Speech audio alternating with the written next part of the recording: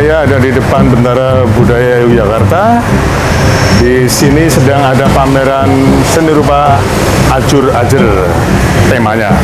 Pameran ini adalah bagian dari peringatan 40 tahun ulang tahun dari Bendara Budaya. Yuk kita nonton.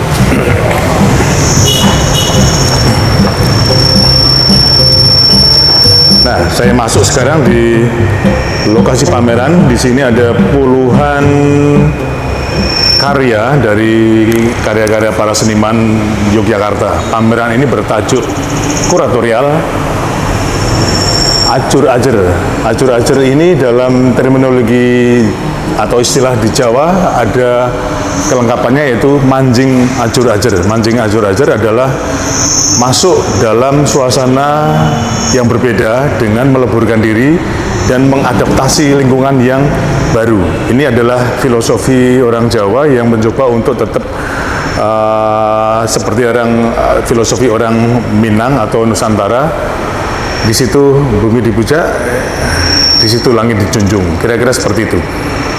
Pameran ini mengetengahkan karya-karya para perupa yang memang sudah sering berpameran di Bendara Budaya Yogyakarta, menjadi pelanggannya, dan mereka adalah para perupa yang sudah punya reputasi nasional bahkan internasional, beberapa di antara mereka. Rata-rata adalah lulusan ISI Yogyakarta atau dulu namanya ASRI, Akademi Seni Rupa ISI Yogyakarta. Saya ingin lihat satu persatu karya-karya dari pameran ini yang dipamerkan, tapi ada dua teks yang terpampang di sini dengan tampilan yang sederhana. Ini adalah teks yang ditulis oleh Ilham Khoiri, wartawan Kompas yang sekarang menjadi GM dari Bendara Budaya secara keseluruhan ya, Bendara Jakarta, Jogja, Bali juga kalau masih ada. Dan ini adalah tulisan dari Mas Hermano, kurator dari Bendara Jogja. Kemudian kita bisa lihat di sampingnya ada karya yang sangat menarik. Ini adalah lukisan karya Pak Bandi Subantigianto. Beliau adalah seniman yang biasa berkarya dengan wayang yang kemudian dimodernisasi, dan dalam tubuh gajah ini tetap ada wayang. Kita lihat detailnya yang luar biasa pada tubuh gajah ini.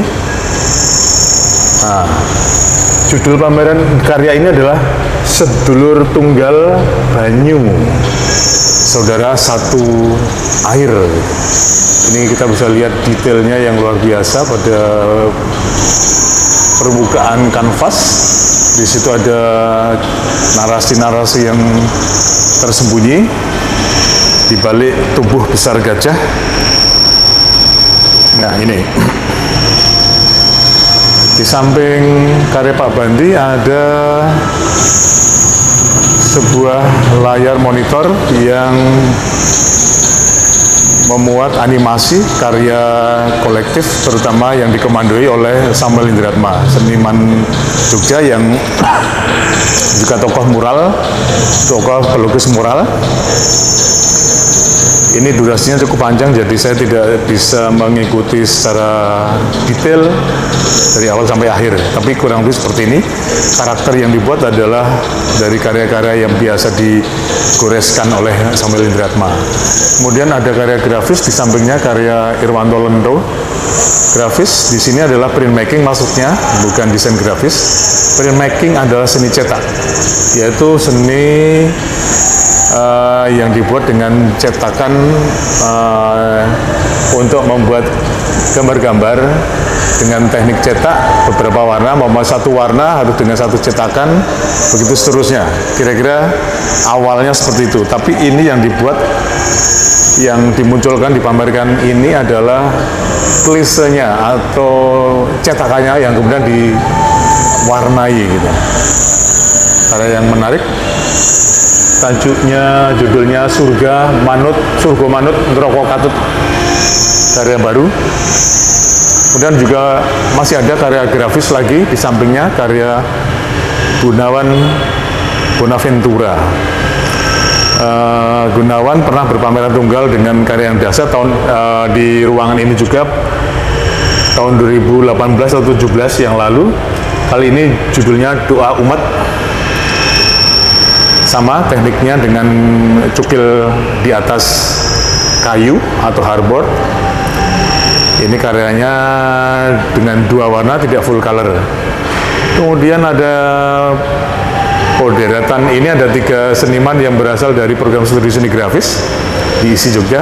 Ini karya Andre Tanama, dia seorang dosen juga, seniman, berkarya dengan judul Nyawiji, pensil dan charcoal di atas kertas. Karyanya seperti ini, cukup kecil. Dan kemudian ini ada karya Memohon, judulnya karya Teresia Agustina Sitombul atau Tere. Nah, ini karya dari Tere. Kemudian saya harus muter lagi banyak karya, tapi saya ingin tertarik untuk bisa melihat di bagian tengah. Di bagian tengah ruangan ini ada 1, 2, 3, 4, 5 sosok wayang yang berukuran tinggi, terpajang tengah-tengah dengan variasi yang berbeda satu sekali. Wayangnya variatif. Ini semuanya karya seniman Nasirun. Ini pada sosok atau bleger utuhnya adalah wayang, tapi di dalamnya ada variasi visual yang sangat dinamis. Nah, ini ada sunggingan wayang, memang betul-betul dari kulit, biasanya dari kulit sapi atau kerbau, yang begitu detail. Dan ini ada wayang yang juga saya kira sangat menarik secara visual. Kepalanya yang berbeda seperti rambut gimbal, kemudian warna dasar tubuh wayang ini adalah hitam, tetapi di dalamnya ada visualisasi api, visualisasi bentuk-bentuk tokoh-tokoh wayang yang antagonis, tapi juga beberapa campur dengan tokoh protagonis. Ini menarik, barangkali ini menceritakan sebuah representasi bahwa di dalam tubuh manusia, tubuh seseorang itu pasti juga ada kemungkinan sifat-sifat yang protagonis dan antagonis. Dua-duanya mesti ada. Ini karya yang juga luar biasa, wayang yang disungging dengan sangat rapi, detail, dengan pewarnaan yang wah, aduhai. Ini tokohnya, dan kemudian seperti sayap sampai menjulang tinggi, kemungkinan sekitar 4 meter, oh enggak, 3,5 meter lah ya, sekitar 3 meter. Kemudian ini juga wayang seperti hantu, ini kepalanya.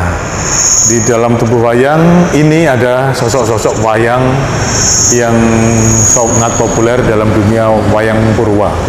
Ini tubuh dan kepala wayangnya seperti hantu, seperti tuyul, dengan gigi yang menonjol tanpa dagu. Keren karya ini. Ini juga seperti wayang tokoh Jerangkong. Jerangkong adalah tengkorak dengan tubuh yang lengkap. Nah, wayang biasanya memang dilukis dalam 2 sisi yang berlainan tetapi sama persis. Nah, ini juga, ini saya katakan tadi persis. Nah, ini karya yang keren dari wayang Nasirun. Oke, saya beralih ke karya berikutnya yang ada di seberang sana, karya lukis Budi Ubruk. Budi Ubruk ini karya yang lama, tapi tetap menarik meskipun ini tidak mencirikan dari kekhasan visual dia yang biasa melukiskan uang atau koran, saya lupa, melukiskan koran. Jadi karya tahun 99, Life Must Go On. Ini karya yang menarik karena visualisasinya yang jauh dari ciri khas dia selama ini. Sementara ini adalah karya Bambang Pramudianto atau Bank Mobil. Ciri khas dia adalah selama bertahun-tahun melukiskan sosok mobil.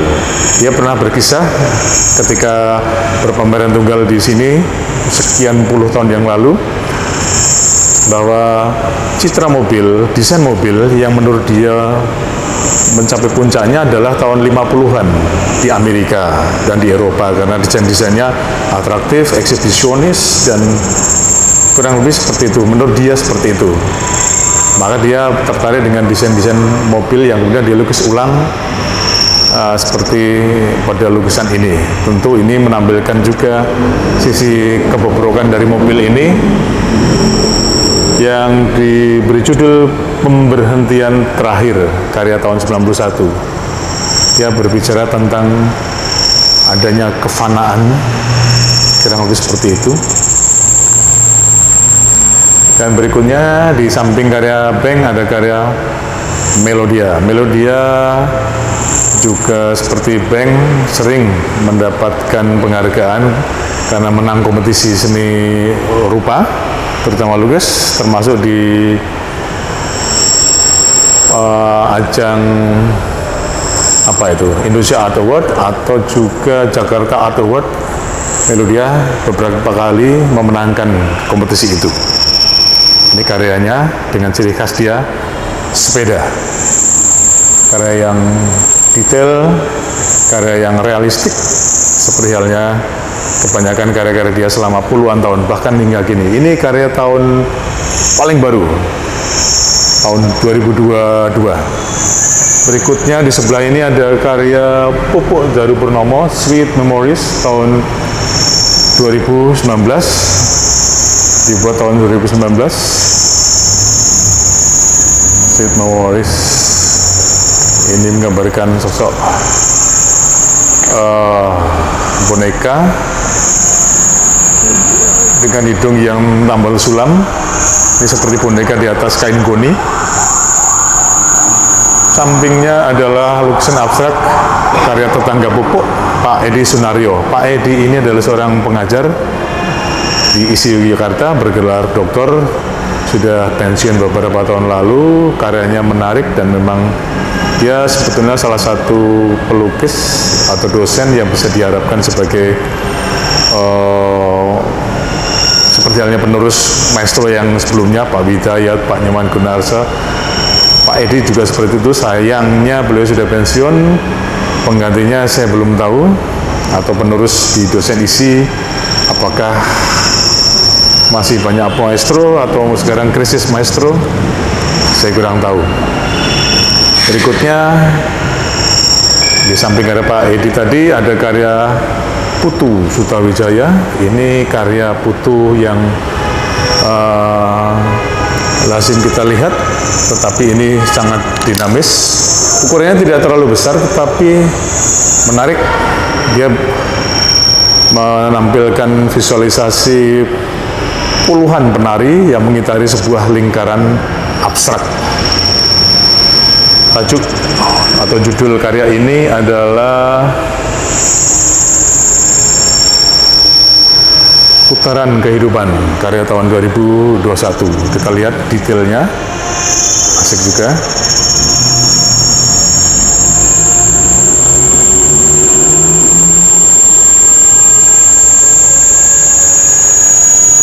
Berikutnya karya siapa dia? Tahu? Judulnya Warung Nasi, karya tahun 2022. Lukisan Joko Peke. Lukisan Joko Peke ini tampaknya cukup penuh kisah di dalamnya. tapi saya belum sempat ngobrol dengan Pak Beke, hanya bisa menafsir-nafsir. Ada 5 sosok perempuan menggendong benda yang berat, 4 di sebelah kiri menggendong beban di punggungnya, mereka berombongan, sementara 1 di sebelah kanan menggendong dengan benda yang berbeda dan dia sendirian. Saya nggak tahu apakah semangat kolektivitas itu muncul, kegotong royongan itu muncul ketika dia satu tema, satu warna. Bahkan dagangan atau gendongan di punggungnya sama, itu baru bisa ada kegotong royongannya. Sementara kalau tidak, tampaknya dia bukan bagian dari kami. Saya sih menafsir saja seperti ini, tapi ini seperti perempuan yang sendiri dengan beban yang berat, sementara yang lain seperti mengarahkan pandangan, menengok ke belakang, menengok ke perempuan yang sendirian tadi itu. Dan ya, perempuan yang keberatan beban tampaknya dia akan sendirian karena termasuk the other, Lian. Wah. Berikutnya ini karya Ivan Sagita. Ini karya yang menjadi bagian dari serial karya-karya dia beberapa tahun terakhir tentang kelahiran. Sebelumnya Ivan Sagita berbicara tentang kematian, bahkan dia mengikuti perkembangan sosial yang ada di Gunung Kidul yang punya tradisi pulung gantung atau bunuh diri karena beberapa sebab. Nah, ini unik. Dia bicara tentang kelahiran. Tentu dia mencoba untuk membuat estetisasi atas proses kelahiran, tidak berdarah-darah, tetapi ada sesuatu yang dia sembunyikan di balik ekspresi yang datar. Judulnya Selamat Hadir di Situasi Kini, pada tahun 2021.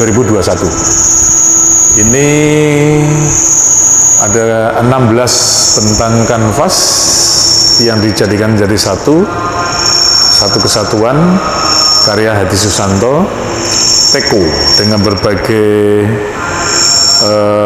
wujudnya, tapi tetap posisinya di tengah. Teko blirik itu istilah orang Jawa atau Jogja ya untuk menyebut sebuah teko yang berwarna-warni, tetapi tetap motifnya warna macam-macam, tetapi warnanya hijau. Dan Hadi mencoba untuk membuat sebuah visualisasi yang menarik karena pada tiap teko itu selalu ada peta Indonesia. Kita lihat Sumatera, Jawa, Kalimantan, Sulawesi, Papua, Bali, NTT, dan seterusnya. Judul karya ini, sayang judulnya agak lugu ini, Blirik gitu. Sebetulnya karya ini cukup memuat hal yang berbau politis, tapi tergantung Anda bisa menafsir apa dari 16 keping ini. Bukan 16, 20 keping atau kanvas karya Hadi Susanto ini. Berikutnya karya Ong Hari Wahyu. Ini karya yang tinggi dibanding karya-karya lainnya. Judul karya ini adalah Ruwat Jagat, karya tahun baru, pada tahun 2022. Ruwat Jagat ini seperti mengisyaratkan dunia yang memang harus perlu diruat untuk mengadaptasi dengan situasi yang lebih kini.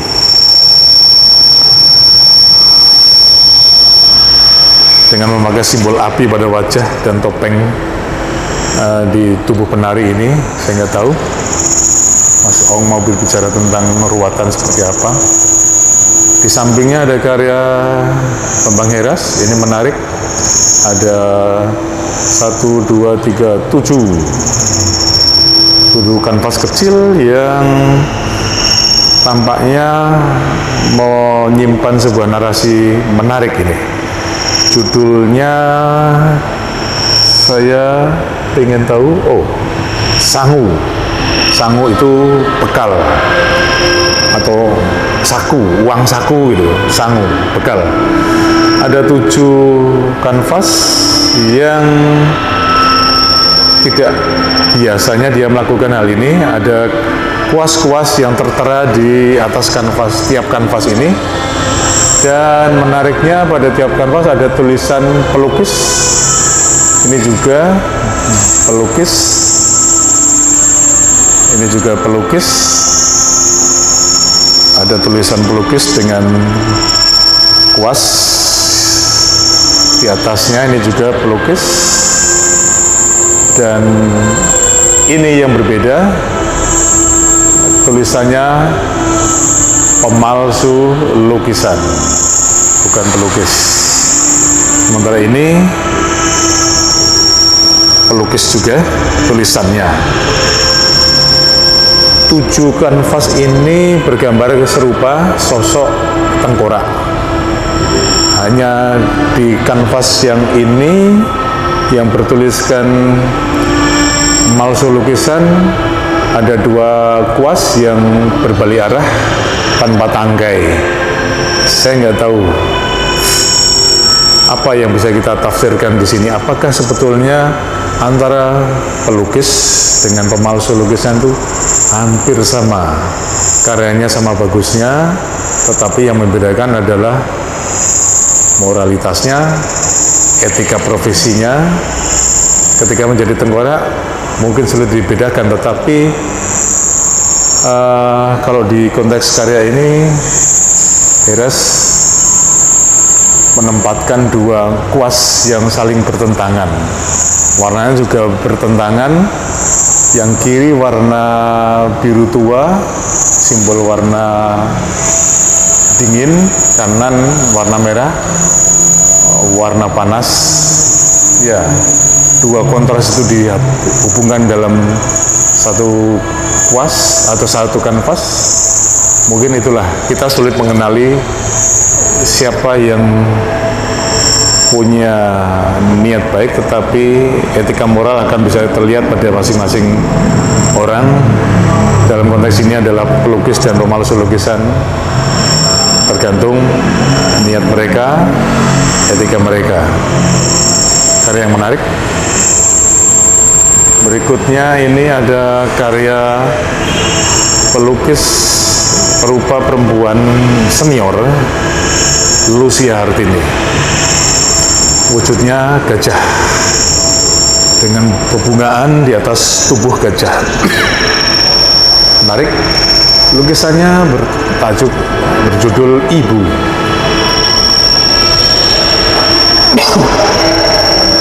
Karyanya masih cukup detail, meskipun mungkin seiring usia yang sudah bertambah, Mbak Lucia Hartini mungkin sudah tidak bisa membuat karya yang begitu detail luar biasa seperti halnya 20 tahun yang lalu. Ketika itu Lucia Hartini bisa melukis satu kanvas ukuran besar hanya dengan goresan kuas nomor 1 atau ukuran yang paling kecil gitu. Sekarang mungkin dengan kuas yang agak besar, atau kalau toh dengan kuas kecil tapi tidak sehalus dulu lagi. Tetapi saya kira energi seorang Lucia masih cukup kuat untuk melukiskan sebuah karya yang menarik. Lagi di samping Mbak Lucia ada pelukis perempuan atau berupa perempuan. Kita nggak asing lagi, ini adalah karya Erika Hestu Wahyuni. Karyanya seperti ada panel-panel di dalamnya, panel yang vertikal dari atas ke bawah berurutan. Setidaknya yang saya lihat ada seperti 4 panel. Meskipun itu mungkin tidak sendirinya seperti karya yang sequential panel atau komik ya. Ini Memory of Russia. Ya, tampaknya ini dibuat ketika Erika berada di Rusia beberapa waktu yang lalu. Karya yang selalu colorful. Kalau tadi Erika karyanya colorful, ini Mbak Dian sebetulnya banyak berkarya yang cenderung monokrom, tetapi kali ini cukup colorful juga. Seorang perempuan cukup tambun, bertopeng dengan tato bunga Padma di tubuhnya. Kau Nanging Unang judul karya ini. Ada teks-teks di dalamnya.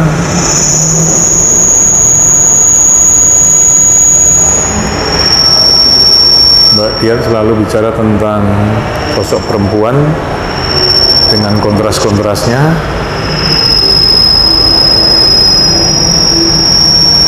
Ini lagi-lagi dengan kontras menampilkan bunga Padma.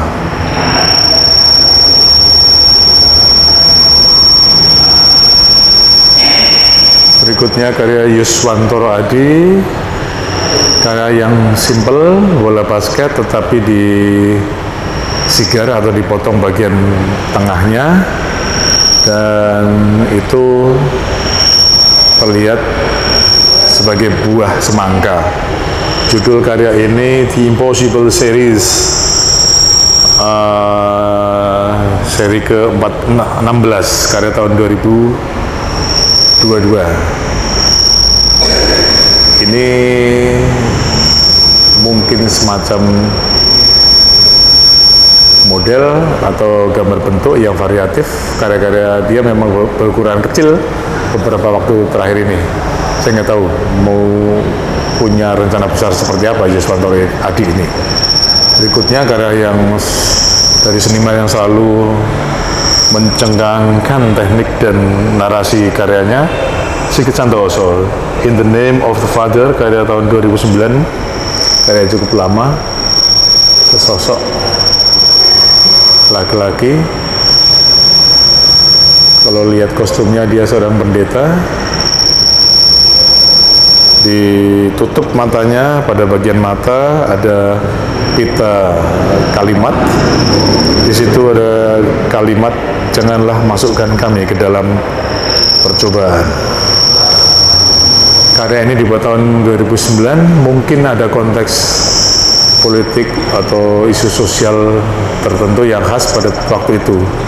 Saya masih kesulitan untuk menemukan teks kali ini. Atau mungkin juga ada kontras di dalamnya, seorang pendeta, kemudian pipi kirinya ada bercak lipstik perempuan, sebuah kontras yang memang mungkin kalau terjadi menggegerkan. Berikutnya ini adalah karya Susilo Budi Purwanto. Karya Susilo selalu mempesona saya. Karya ini berjudul Karma. Dia selalu mempesona karena terlihat dia berpikir banyak tentang karya-karyanya dengan konsep yang cukup kuat dan visualisasi yang tak kalah kuatnya. Karyanya cenderung surrealistik, dan kali ini dia seperti menggambarkan seorang pemanah dengan wajah bertopeng memanah bumi.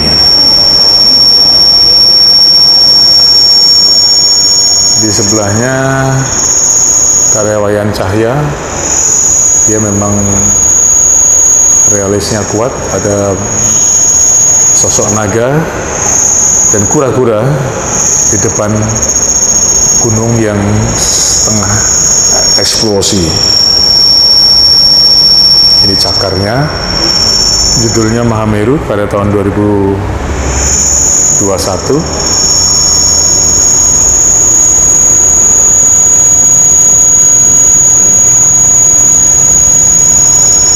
Dengan teknik yang sangat lembut.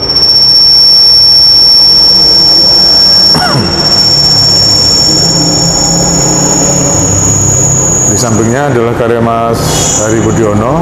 Dia adalah juga seniman dan kurator Bentara Budaya Jogja.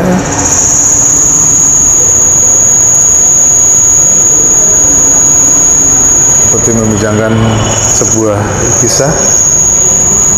Judulnya Cintaku Padamu yang akan membuat Carok berhenti di sini saja. Paribung menggenggam erat tangan Paneyan. Tampaknya ada kisah di balik